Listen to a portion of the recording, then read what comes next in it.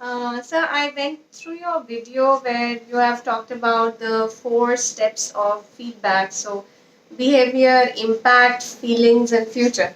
So I had some clarifications to make regarding the process you have talked about. So can I ask you some of Yeah, them? please. Okay. So my first question is, in your video you have stressed upon giving a pause where one is expressing their feelings. So what does that mean?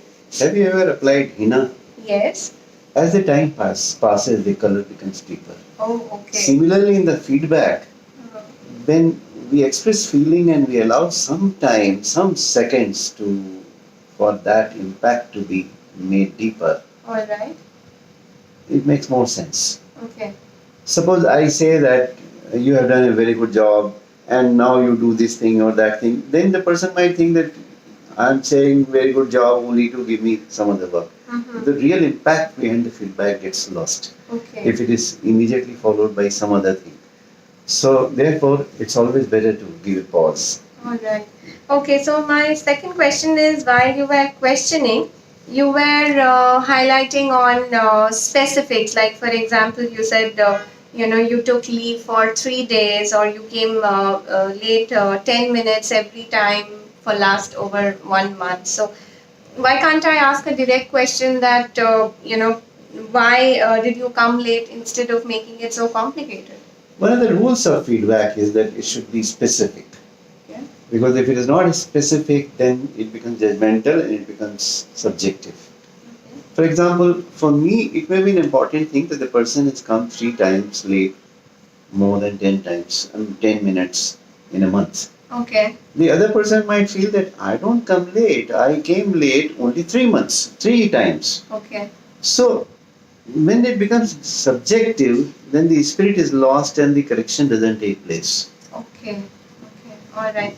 And my last question is about your mentioning that we should not ask the person a why question. So, for example, if I have to ask somebody that why did you get late? So, why is it that I cannot ask so? It's a very good question. Actually, most of the time we have a habit of asking why. That's right.